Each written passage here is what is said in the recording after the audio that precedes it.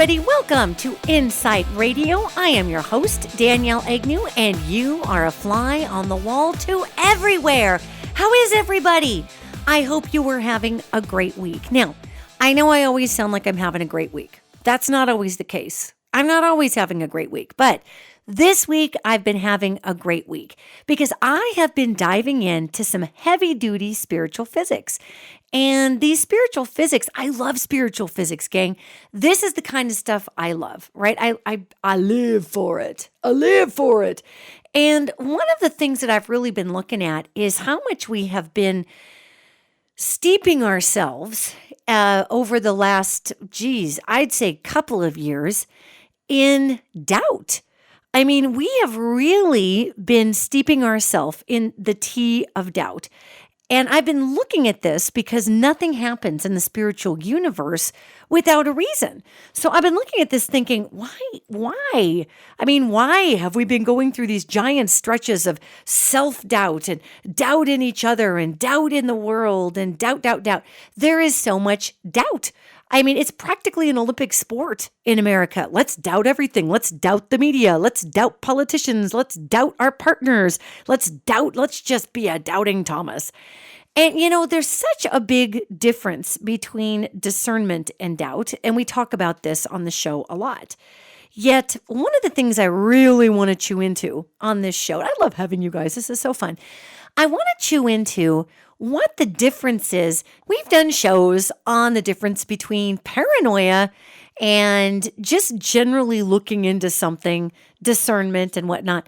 Yet I really want to get into the spiritual physics of doubt because doubt is a crazy thing. It really has a lot more to do with how we don't necessarily trust ourselves than it has to do with who we may or may not trust in any one given moment. I mean, we look at any authoritarian government, okay? You look at Adolf Hitler, and Hitler's whole shtick was to sow doubt. And it's not like he just walked right out and said, by the way, I'm a superior race and everybody else sucks. I mean, he started laying in these incredible weavings of doubt. He got people to doubt the economy. And Germany was in a bit of a tank at the time anyway. Huge recession and a depression pretty much when Hitler took over. Yet doubt is what we use as a fulcrum when we want to turn something around entirely and get people to really reevaluate their position on anything. And, if we look at any religious text, it talks about, beware the casting of doubt and the doubting Thomas. And in Christianity, you have the doubting Thomas. And it's not like we can't have a discerning mind, okay, and try to figure out what's going on in our discernment. I mean, obviously, it's good to try to figure out what's happening at any given time. Yet, when I take a look at the physics of doubt, I see a lot of it playing out in our culture, in our religion. We have it playing out in our marriages. We have it playing out in our workplaces. So let's pull apart the physics of doubt. I really need to get some spiritual physics theme music and just run it because I think it would be awesome. However, what we're looking at here is doubt in and of itself.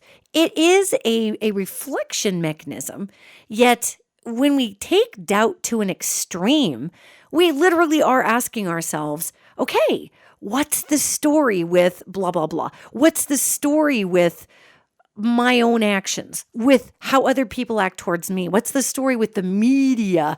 And, we have such low-hanging fruit right now with our presidential administration. And I refuse to go into political parties on this because the presidency of the United States has been an appointed office for many years. And just this last election in 2016, we actually got to see the fact that, yes, it's important we vote, get out there and vote, yet there's a lot of people controlling the vote. And even for the folks in the country who are left leaning, the DNC, the Democratic Party, And they're super delegates. I mean, I've never heard of something so ridiculous as the super delegate. Hi, I'm a person and my vote counts for extra just in case we don't like the way that the people's vote is going. So I'll run in and all of a sudden I'll have my super delegate vote, which again, I don't know why. I just think that's hysterical that nobody said, why are you a super delegate and why do you get more say than everybody else? But apparently, I guess on the left, if you think people are cool enough, they just get extra votes, I guess. Yet, I mean, that's a way that we can cast doubt onto a particular electorate. I mean, why? Why does one person have an extra say, right? Yet, if you think about it, we have these checks and balances so that we do not end up having somebody in the presidency that we don't want. And this happened, and okay, we're talking about doubt, the physics of doubt, right? So I'm going to use an example. So here we have 2016, and on the left end, we've got Bernie Sanders and Hillary Clinton battling it out. And, Bernie is just going the Obama route, and he is rallying the dickens out of the caucuses, and he's got this huge movement going. And then we've got Hillary, who is going a more traditional route. She's drawing a lot of the more moderate or traditional, electorate out there. And at the end of the day, the super delegates give it to Hillary rather than Bernie. So then we have a massive energy of doubt that's cast over that particular party. And ever since then, the progressives, looking out into the DNC, the progressives really weren't real happy with the DNC to begin with. And then all of a sudden, here comes the magical super delegates. And now they're really not happy because now we've got a situation where we've got the, Bernie versus Hillary issue. And it's the super delegates that are saying, yeah, we're just going to let old Hills through here because Hillary was not allowed to pass when Obama was running. And so they thought, God, we got to give it to old Hills this time. This poor lady, it's her turn. Let's just pass her through. So when we have a chance to look at all of this, okay, what we're seeing is that sowed doubt. So doubt came into play the minute the people saw shenanigans. So then we speed forward to the 2016 election in and of itself. And we've got all this Russia stuff and all these things are going weird. And, we've got a former Democrat, a former lifelong Democrat, Donald Trump, who decides to run as a Republican because he sees a sweet spot in the ticket. So on the Republican side, this is casting doubt about who he is. I mean, this is a man who used to show up to the Clintons' massive fundraisers and give them tons of money. He was a Democrat. So here he is running against Hillary Clinton, which got really weird. That just got weird. But we're talking about how doubt is sown. And you can notice that doubt is sown when we lack integrity in any one venture. So right there, we had, from Bernie to Hillary, from Hillary to Donald, we had some serious lapses in what America would consider trustworthy. And bingo, pretty soon, we're sitting in a big doubt pool. So here we come, with this president of the United States who gets placed because of the Electoral College. And we find out that the states that put him over the line in the Electoral College were all the states that got gerrymandered. And there was some weirdness with voting machines and, all kinds of craziness there. Again, doubt is instilled. So what is the physics of doubt? Well, doubt is when we decide that whatever is going on isn't going on, but we can't prove it. So we doubt it. And the problem with doubt is there is a place for doubt. There's a place for us to raise an eyebrow and say, ooh, that got weird. Ooh, we need to check that out. Yet the problem is too much doubt, which is what we've had just bingity back to back, and say that 10 times real fast. I can't even say 10 times real fast. Bingity back to back. What we've got is we've got a culture of doubt now running around not only the United States, but the world. I've got a lot of friends in the UK. And my friends in the UK have been telling me that they have a mirror issue going on with Brexit and the fail of Brexit and all these different things happening over there. And the level of doubt in the UK with their government is at an all-time high. The level of doubt in the American government is at an all-time high. So why am I talking about government when we're talking about the physics of doubt? Well, you know that saying, poo rolls downhill? It actually does. And when I went to Scotland years ago, I happened to notice that all of the castles were literally on the top of hills. You go to Edinburgh.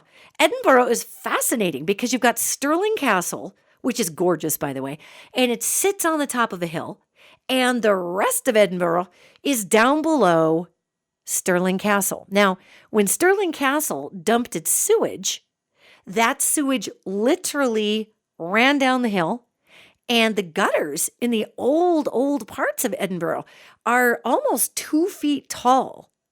And the reason being is that literally in the gutters, the raw sewage ran rampant all the way down from the castle. So you would find just feces and urine running down the streets if you were a common person, and people would step over the streets because the streets are arched in the middle onto the 2-foot tall curb and do your business. So poo rolls downhill, not just in the physical sewage form, but also spiritually.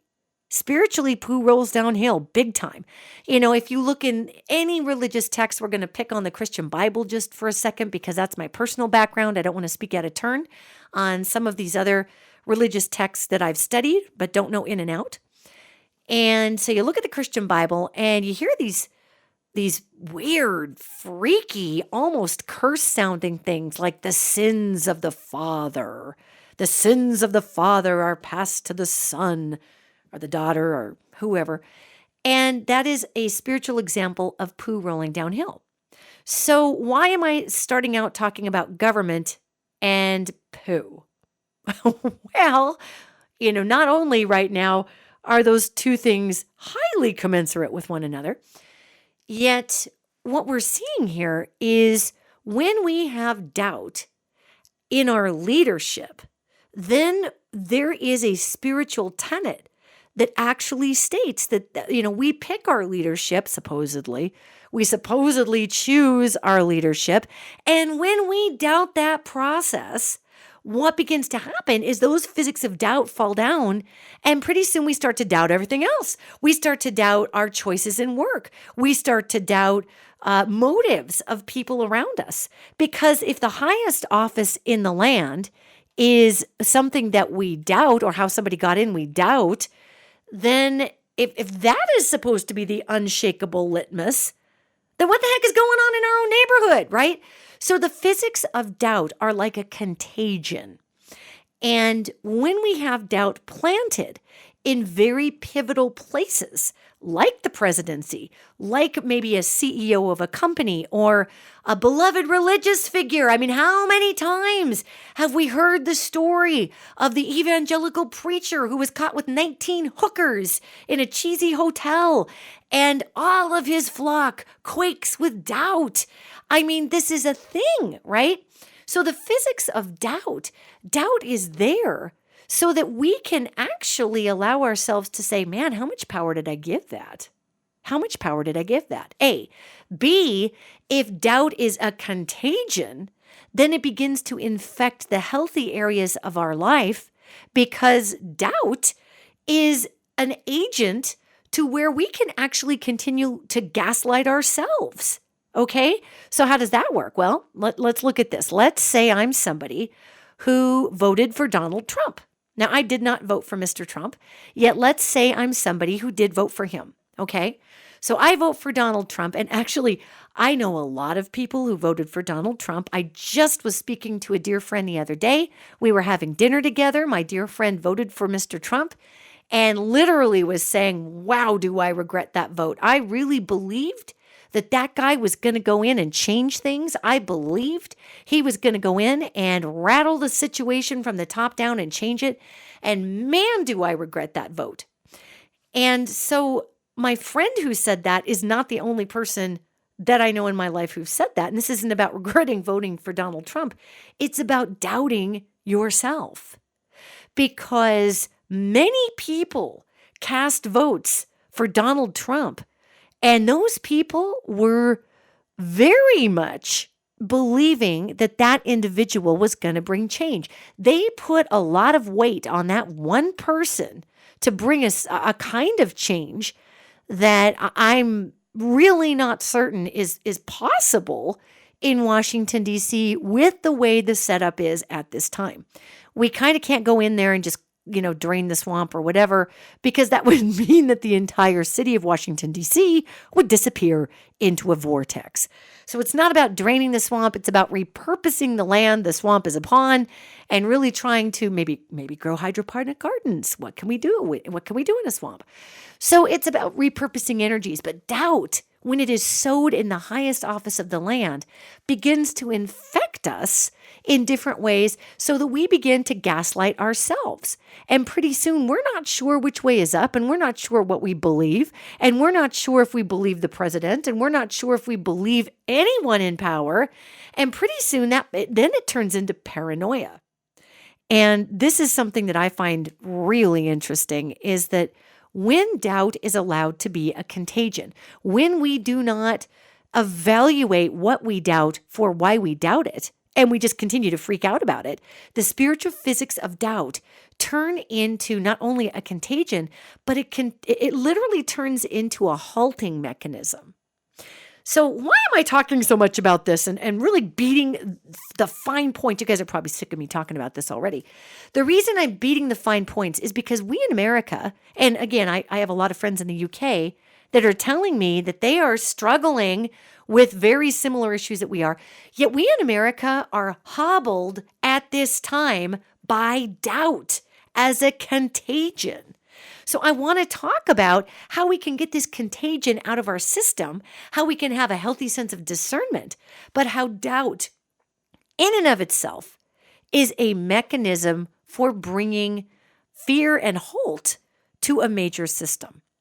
So you'll notice in our country that, we continue to have shooting after shooting. We continue to have, all of these presidential candidates that are coming forward to join the race. I mean, I swear it's an Olympic sport. Who's going to join the race on the Democratic ticket? People are coming forward all the time. People are dropping out. Yet at this time, we don't know what to believe anymore in America. And more than that, we don't even know how to believe ourselves. That's the bottom line. This is how hard the contagion of doubt has hit America. I have really, really good friends that work in the media, and we're talking big connected media like the New York Times, the Washington Post. And I have friends who work in the journalism end, and they even have said that because we are in this heavy gaslighting time frame, that even they are looking at their editors. They're looking at their colleagues. They're wondering who is fabricating what, even though they're all here to bring truthful information through, because the physics of doubt have become so prevalent. How do we know? How do we know it's real right now? How do we know that CNN and MSNBC aren't just as jacked up as Fox News, which, by the way, I have to share this little pin in it. We can tell that doubt is not winning because, Disney bought Fox. That's not a big shockaroo to anybody. And Disney bought everything in Fox except for their news department. Disney was like, yeah, we have a fantasy division, so we're just going to keep our own fantasy division, and y'all can just do your news show, program, news magazine, whatever that even is over there. We don't want your news. So anyway, my journalist friends are actually struggling with their own sense of doubt about their own industry, even though they know that those newspapers are there to spread information, not disinformation. So how do we begin to tell? How do we begin to tell what's right and what's not right? And obviously, I have friends who don't use the word right or not right. I mean, from the angelic perspective, these are all lessons we're learning. Is there such thing as a right or not right with the angels? Well, they think we're all kind of kicking in on some lessons, and some of the lessons they roll their eyes at heavily. Yet how do we get rid of the doubt in ourself to go forward in our life when we doubt the government, when we doubt our news sources, when we've got a pathological liar in the presidency who has had his whole life padded for him by wealth so he could lie, and those lies became the truth because you got enough money in America, you can buy the truth, doesn't matter, right? I mean, we literally are having the opportunity to have the largest spiritual lesson in discernment ever right now. So for everybody out there that doesn't like the Trump administration or Donald Trump, someday we're all going to look back and say, my God, it was the Trump administration that actually ended up being the change in how we did things in America. And so, in a super roundabout way, old Don is going to get his wish of draining the swamp, except he's actually going to be part of the swamp that goes. However, his dedication to illusion is also the same dedication to illusion that we labor under here in the United States. I mean, I love my country, gang. I love my country. I mean, and we used to get into good-natured arguments and just discussions, actually. I mean, once in a while they turned into an argument, but they were discussions about what was right for the country. Now people absolutely go insane, and we have these screaming mobs, and it's just ugly, the type of tribalism that has descended upon us because we doubt our ability to tell the difference between what is real and what is illusion. We doubt our ability to actually get in there and stop things like racism. We doubt our ability to be able to protect our Latino brothers and sisters from being drug off by ICE in the middle of the night. I mean, there are so many things happening right now. And we are doubting our country's ability to actually right itself. And then we start doubting how we ever participate. How could I be the person that allowed this to get to this point? So we begin to doubt ourselves. So, kind of wrapping around old Adolf, Mr. Hitler. Old Adolf Hitler played on doubt like crazy because Adolf Hitler was actually super psychic. Did you guys know that? It's a thing. Folks, Adolf Hitler was insanely intuitive. That guy was a channel. The Nazis were working with occult mechanisms and off-worlders. They did a tremendous amount of trade with the Greys for genome and genetics for, incredible leaps ahead in technology.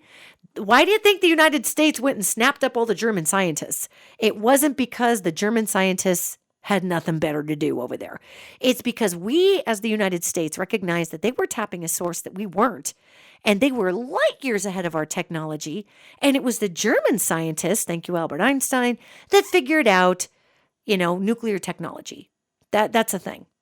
So here we go back to Mr. Hitler, Adolf, and that man was a master at feeling into people. He was a huge empath. He could feel the fear thresholds of people. He could feel that if he planted a seed of doubt, he could create an illusion of hope. And because the doubt was growing in an already doubting population, the illusion of hope then became the truth. Even if the truth was, we need to kill all the Jews. Even if the truth was, we need the Aryan race to take over the world. He was so masterful at working doubt against illusion that a brown-eyed, brown-haired, part Jewish man sold the idea of an Aryan race that was superior and claimed himself as the leader. And he was so effective at working the doubt mechanism that people looked right at him and did not even see that he fit the demographic that he was rallying against. This is how powerful the contagion of doubt can be. Now, are you following what these angels are laying down? Are you following what we're laying down here? So let's talk about this. How can one seed of doubt become so powerful that you could be staring, like we'll take Hitler as example. You could be staring at a brown-eyed, brown-haired, little short man of Jewish descent and be told that he was the leader of the Aryan nation. How could the doubt be so powerful in someone that they could buy into the illusion so heartily? Because we have built a world that is based upon fear, upon the illusion of lack. We have built a world that is so easy to poke holes in. All you need is a little pinprick of doubt. And you can sell the biggest lie that ever lived. So let's speed forward in America. Here we have this gentleman, Mr. Trump, who is a gazillion, manillion, quadrillionaire, stumping for the common folk out there, saying, I'm one of you by heart, and I'm gonna bring this country back to you, and we're gonna drain the swamp. And he is the swamp, yet he played on the doubt that already existed in people who have been disenfranchised in this country, who really are, many of these people have been tossed away. And, they're called the throwaway demographic. They don't affect electorates. They don't affect anything. A lot of the people that voted for Donald Trump were and still are on social programs. So here's this billionaire saying, oh, you know what? I'm going to come in and rescue you. And people are not seeing the self-serving billionaire that has declared bankruptcy a zillion times isn't who he says he is. You just wait. Here's a prediction for you. You wait, because we're eventually going to figure out that his big Trump empire was a tax laundering business for his father, and his other siblings didn't want to have anything to do with that. And his big payoff, Don's big payoff, was to be able to run the empire. In other words, to front the tax laundering in, quote, Trump industries. Okay. So, this whole thing, his whole life has been built on a big illusion that was seated in doubt somewhere. So we're in the same place in America with a large chunk of our population falling into this doubt pit, looking at this person who has nothing to do with the common folk or the gun owners or any of these people that he's actually stomping for, saying he's going to be the leader of these people he have nothing in common with. And this is the thing that just floors me.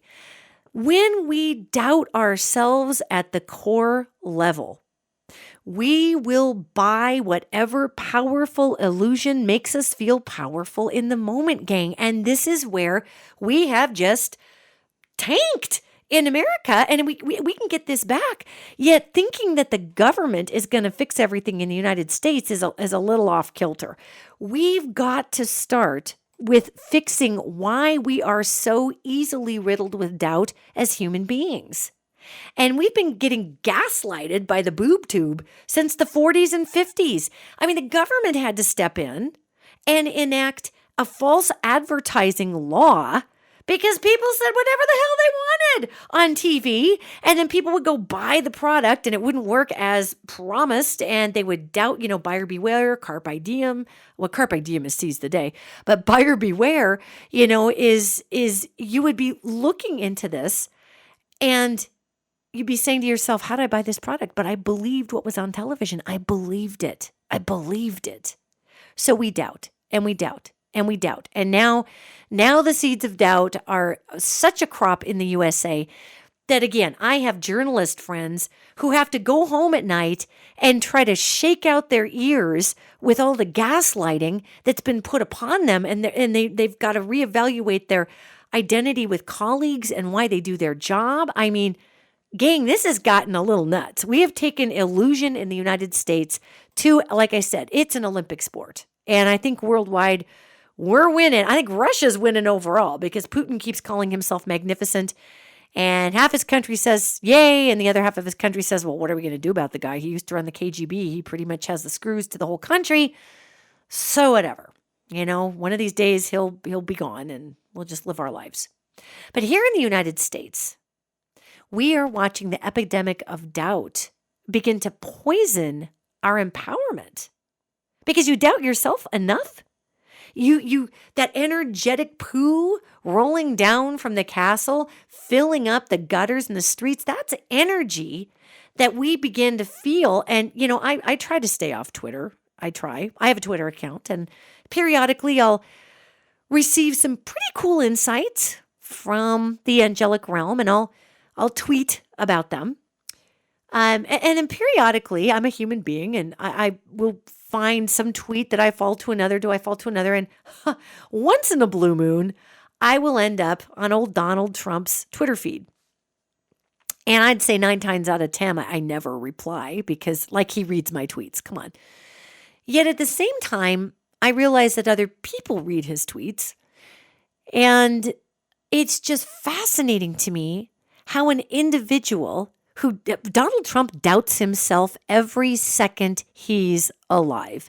That guy is a walking paranoia ball. He fires people every 10 seconds because he is so worried that the man behind the curtain is going to be exposed. And I know there's a lot of people in our country that love to hate Donald Trump, okay? But really, can you really hate a guy that actually can't stand himself, that hates himself because he knows he's a fraud? Yeah, and yes, Donald Trump knows he's a fraud. If he actually was crazy enough to think he wasn't a fraud, he would release his tax returns. He'd be like, oh yeah, no problem. I have 15 stories to tell you about why my tax returns are the way they are. He would have a whole thing in place if he really was crazy enough to believe that he was the guy he says he was. But he knows he's not. And my heart kind of goes out to the guy, truthfully, because that man every day is chewing on Tums. That man is chewing on antacids. He is not sleeping like a baby. He's wondering who's going to expose him, who's going to screw him over. The 4 hairs he had left that he put his toupee over the top of, he's probably lost those 4 hairs. I honest to God, feel badly for that guy. Because at the end of the day, this whole doubt system is going to spit him right out, and he's going to be yesterday's news, and that's also his personal hell. And he's going to be, just except for a very small group of fanatics, he's going to be a failed president. He is in a failed presidency right now. And even though we have some pretty horrible things that have been going on, really horrible things, there is an end to it, okay? And the end, and it's not about ending Donald Trump because, guys, he's one dude. Gang, he is one dude. And if you look at the Mitch McConnells and you look at the hardcores, even to some degree, the way that the structuring of the Nancy Pelosi's, and there is a bigger mechanism here besides this one dude. He's just one guy. So periodically I end up on his Twitter feed. And just the illusion that he sows is nonsensical. And what's more disturbing is that we're a country that's so full of doubt that we read that, and there are people who, again, they're looking at the short, brown-eyed, brown-haired person railing against, the Jewish nation. And not that I'm directly comparing Donald Trump to Adolf Hitler. I do find a lot of their modality to be stunningly similar, and that's really super fascinating. However, that's what you get when you have a weak leader. Adolf Hitler wasn't actually a very strong leader. He was a charismatic speaker, but he was not a strong leader. He had to lead through fear. And he had to get people whooped up and empowered through fearing something else. That's not the sign of a strong leader. A strong leader is able to empower people and not use the doubt mechanism. So the spiritual physics of doubt are there and very much are made to shut things down. And again, doubting something can be productive if it does not become this treadmill system that turns into paranoia. But then again, that's called discernment, not doubt. The spiritual physics of doubt are to halt. And I mean, even if we're doubting something in our own life, let's like take the focus off the government for a minute. Let's say we're doing our own home budget and maybe we're not the best with money. Maybe we get a little crazy with the credit cards. We go a little shopping crazy there. And we doubt our ability to manage money. Okay, we doubt that. So then we get a raise. Here comes all this money into our account. And we're automatically paranoid. Oh my God, we're excited. But then we think, okay, for once in my life, I'm going to start a retirement account. I'm going to do all these things. But deep down, we're really doubting that identity in ourselves. We're doubting our ability to actually do something that would, maybe be good in a way for ourselves. We are doubting that ability. And instead, we're drawn to the fact that not only are we doubting our ability to actually save money, but now we're paranoid that we can't save money. So then we get ourselves into a mental stasis that freezes ourselves because we're doubting whether or not we're ever going to be able to do this. And while we're in this doubt pool, all this money's coming into our checking account. And we're looking at this balance going, oh my God, it'd be fun is to take that trip. It'd be fun is to go and finally get that pair of boots I wanted. It'd be fun is to put a down payment on a new car that I've always wanted. And because we're in the stasis of doubt with moving forward to take that same $50 and stick in a retirement account because we doubt how to find that. We doubt that we can actually have retirement. We blow through $1,500 on crap because we are in the stasis of doubt. So doubt can halt us. Doubt can also halt us in a very positive way. If you have that pit gut weird, rot gut feeling that something's just not going right and you're like, ooh, I've got a feeling that I'm doubting myself. I've got this impulsive decision to spend $1,500 on a pair of boots, but I'm doubting that's a good idea. Doubt can halt us in a moment of impetuousness. That's a true thing. But again, that kind of falls more into the spiritual physics of discernment. We're talking about the crippling power of doubt. And where we're at now in the United States is human beings don't even know. We doubt our ability to actually get our health under control. We doubt if we are going to have any kind of forward movement in our retirement. We doubt whether we're going to have a planet that's worth a darn. So there's all this energy out there doubting, yet, we very rarely ask ourselves, well, what do I do about it? So how do we recycle this omnipresent energy of doubt into something else that would really, for a lack of a better way to put it, would really empower us to go forward and trust ourselves again? How do we do that? How do we pull the plug on doubt? Well, one of the things we can do is to list the doubts that we have. Do you doubt your ability to take care of yourself? Do you doubt your health? Do you doubt the government? Pretty soon, you're going to see a pattern of projecting a reality into the future that doesn't necessarily exist.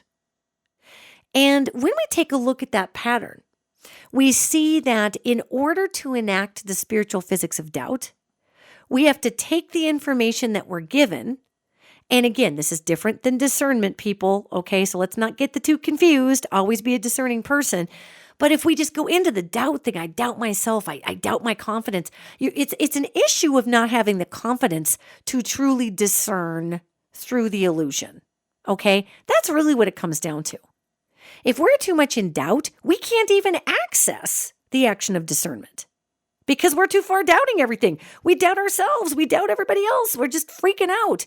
And we just seize up like an old 1975 truck engine that ran out of oil. We just flat seize and we're done. So one of the ways that we can overcome being a compulsive doubter is to make that list of doubts, but instead of calling them doubts, we're going to call them insecurities. Insecurities. What are you insecure about? Are you insecure about your ability to save money? Are you insecure about your relationship? Are you insecure about your ability to be faithful to your partner? Are you insecure about the fact that there will be no Social Security? Are you insecure about the fact that the government may not actually have our backs in America? Newsflash, shocker.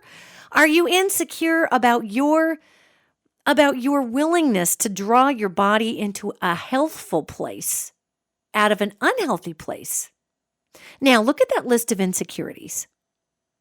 If we allow those insecurities to take root, then we have doubt.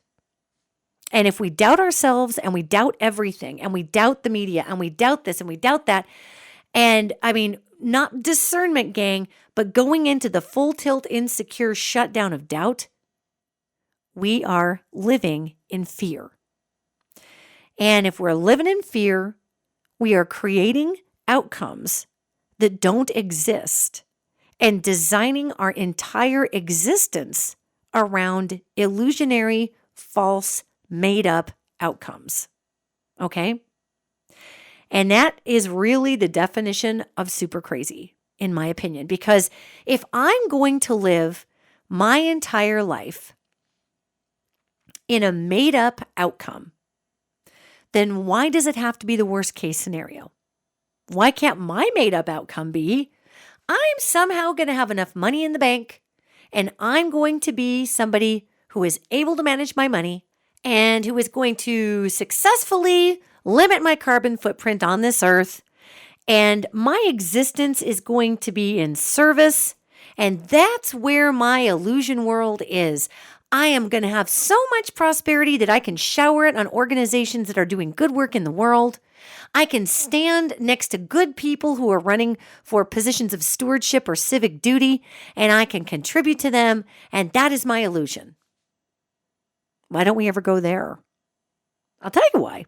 Because we have generations, gang, generations of social.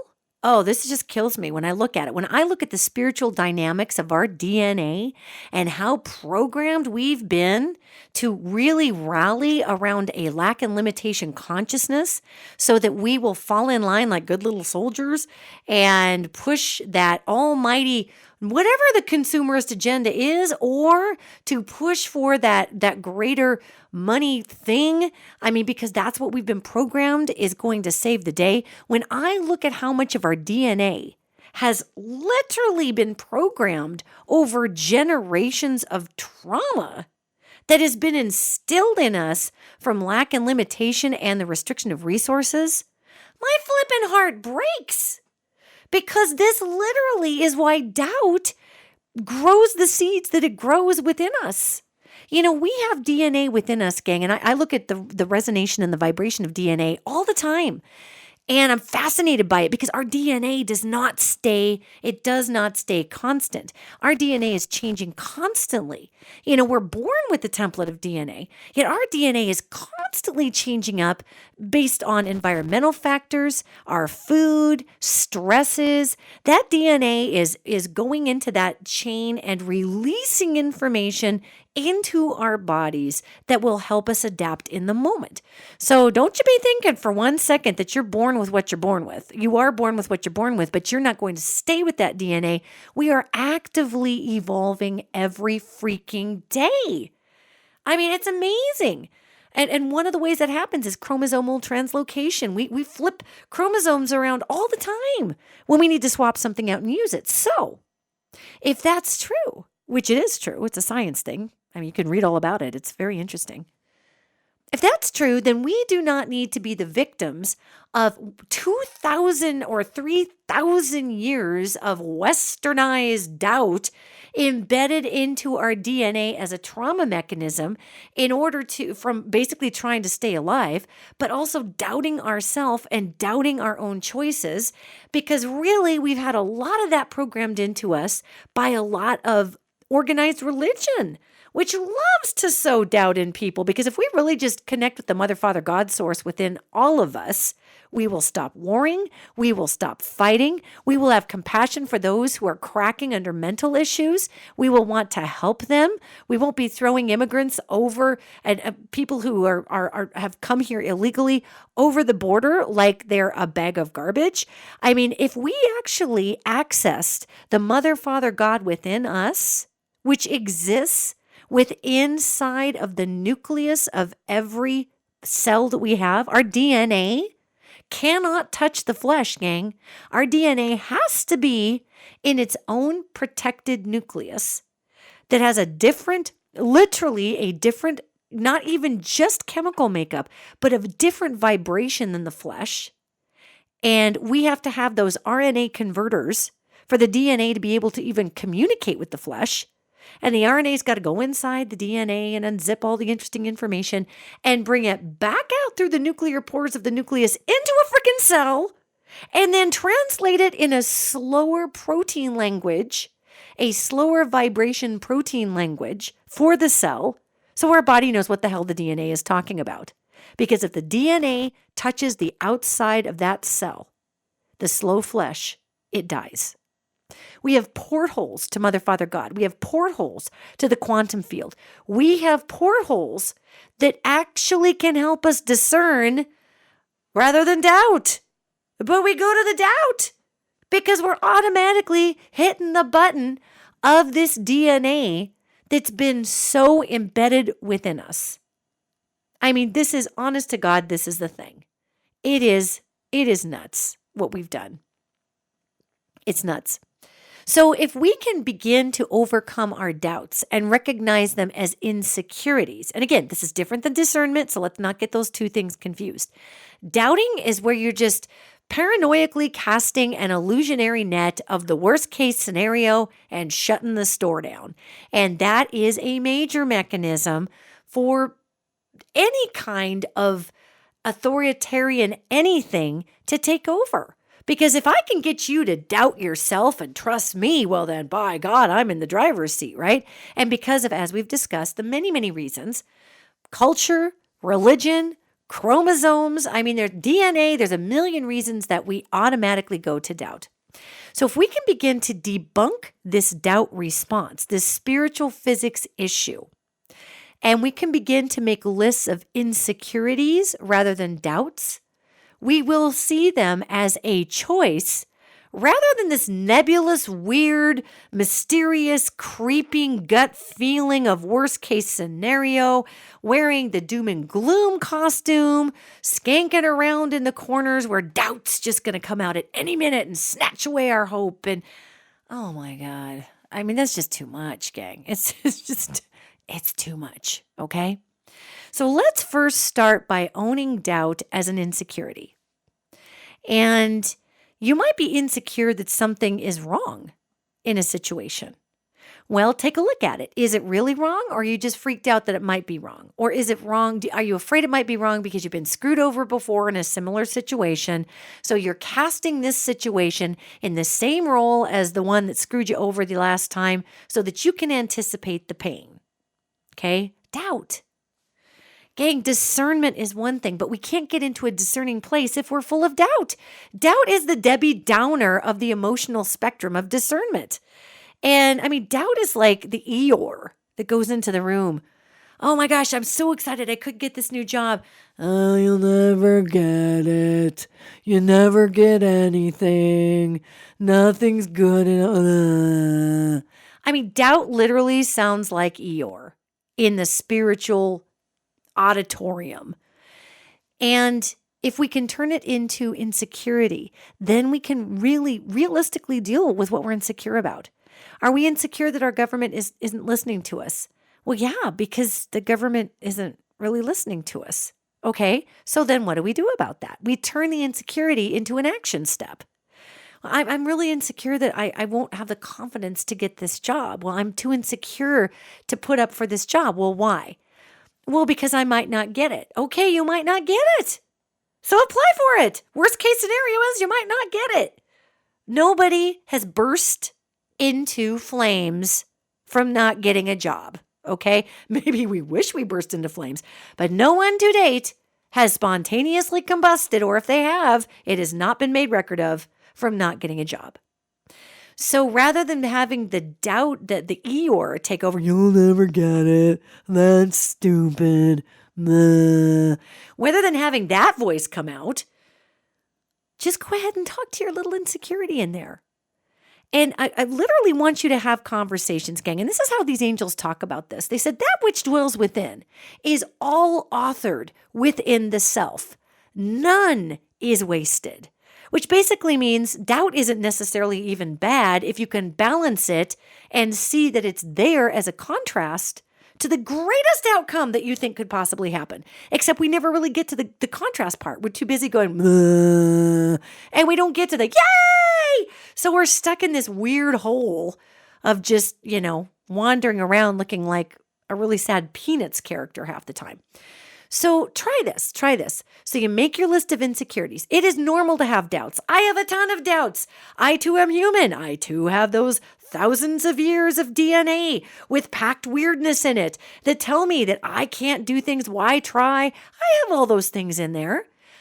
I am very fortunate in that I bounce a lot of that off of these angels and say, am I being paranoid? And then they always come back and say, well, what is paranoid? Let's discuss paranoid. Is paranoid a lesson you'd like to learn? And pretty much they don't help me for me. So I'm like, great. Okay.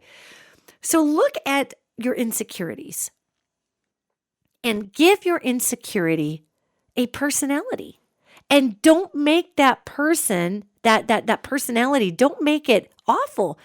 Our insecurities are actually meek. And if they had a voice, they'd be like, hey, I hate to be the one to tell you this, but you might not get that job, okay? And I don't want you to be disappointed. Our insecurity is where we actually hold a lot of compassion for ourselves, except we wrap it in fear and then it turns into insecurity. So instead, if you could have a conversation, geez, I really want to go out for this job, but I doubt I'm going to get it. Send out to the back of the room and say, I'm insecure I wouldn't get it. And let insecurity talk to you. And insecurity will come up and say, I'm just so worried that you're going to get your hopes up and get your heart broken. And I love you and I don't want you to hurt. And you'll say to insecurity, well, I get that, but I kind of need your support right now, man. I mean, I don't need your fear. I need your support. And insecurity says, oh, I know. I shouldn't act like this.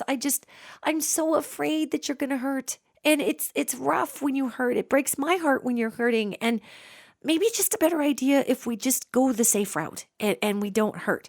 And then you can say to insecurity, you know what? I completely appreciate your compassion for me. I appreciate your love for me. That is awesome. And I'll tell you what, we're going to do that. Don't you worry. You do not have to be responsible if I go out for this job and I don't get it. You are not responsible for that. Okay. I am. And I appreciate that you wanted to come forward in love.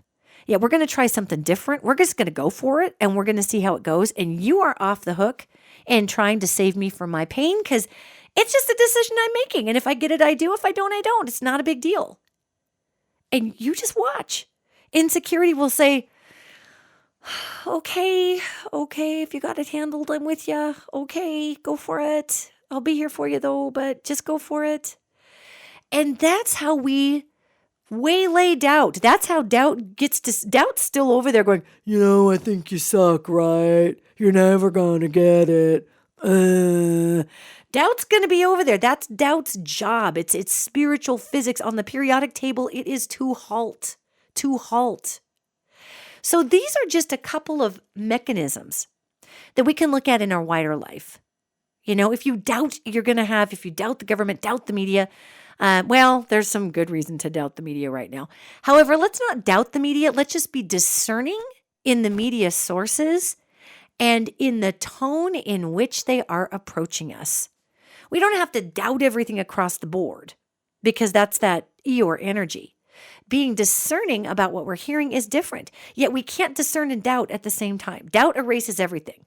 Doubt takes discernment right off the table. So you can see how easy it is if I'm an authoritarian wacko that wants to control everybody.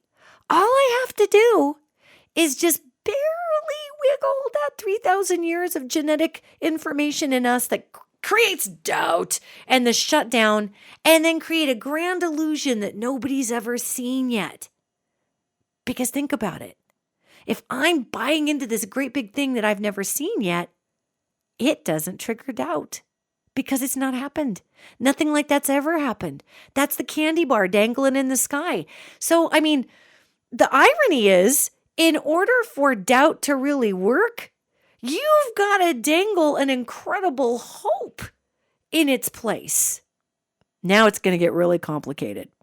So if that's really true, and we have the physics of doubt taking root, in order to create a shaky foundation of our own belief in how we could either go forward or believe in a government or get a job or save money or be a good partner or whatever the deal is, or be sexy in bed or whatever you're doubting in yourself, okay? Whatever. Again, replace that with insecurity. And if it's just insecure, then this crazy big shiny hope thing doesn't have as much power because the power goes back to us to be empowered to remove the insecurity in order to move forward to grab the hope. And that's how, one of the many reasons, we can debunk doubt in ourselves. And you might have to listen to that a couple of times. But that's how we debunk doubt in ourselves.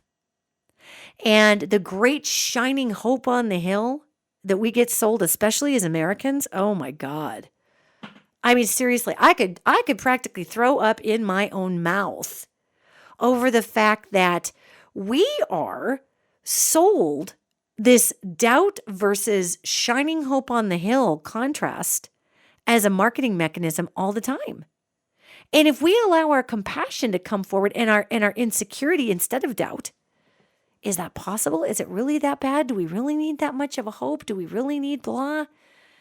You know, as soon as we stop making human beings into projected supermen and superwomen, because that's never going to work. I don't care who you are. You know, nobody's perfect, so that's not going to work. As soon as we stop being obsessed with needing a savior, as soon as we can come to terms with the fact that we do doubt ourselves hugely, that we do beat ourselves up hugely, that as a culture we've been taught to really, you know, it starts with the you're a sinner modality. I mean, my God, you know, the original sin, every baby is born a sinner. Oh my God, come on, man. I mean, what are we trying to push in our culture? How much more down the rabbit hole of self-hatred could we get? No, none of us are perfect. But again, as a person who studied that scripture called the Bible, I would like to point out that the word sin is a Roman archery term that means to miss the mark. So we're born missing the mark. Well, duh. We're here to figure things out. But that's different than being a creepy maggot sinner who deserves to burn in hell for all eternity. That is just fan fiction written around a tribal history of the Jewish people called the Bible. Okay, so let's not go that far. Let's not go that far, people. We don't need to go that far. What we can look at here is the fact that doubt asks us, do we truly have any semblance of belief in anything? Because if we are ensued with doubt, we don't trust ourselves. We don't trust our inner barometer to connect. That's the bottom line. We don't trust our discernment. We don't trust the Mother, Father, God within. We don't trust our ability to discern what is correct for us. So, you really want to water doubt down? Begin to exercise insecurity versus doubt and compassion for the self when you might misstep in something. Because what we're looking at here to turn the world around, what we're looking at in this feminine time frame, is the necessity to replace doubt with action. And that action can even be as passive as replacing doubt with insecurity and then having a conversation with our insecurity and recognizing that the insecurity is something that we can champion. Because if we continue to simply be in this doubt stasis, that drives tribalism. That drives wedges. Because we no longer can feel the fingertips of our soul reaching out into the world in order to connect with everything and everybody. We no longer can feel that when we are soaked in the energy signature of doubt.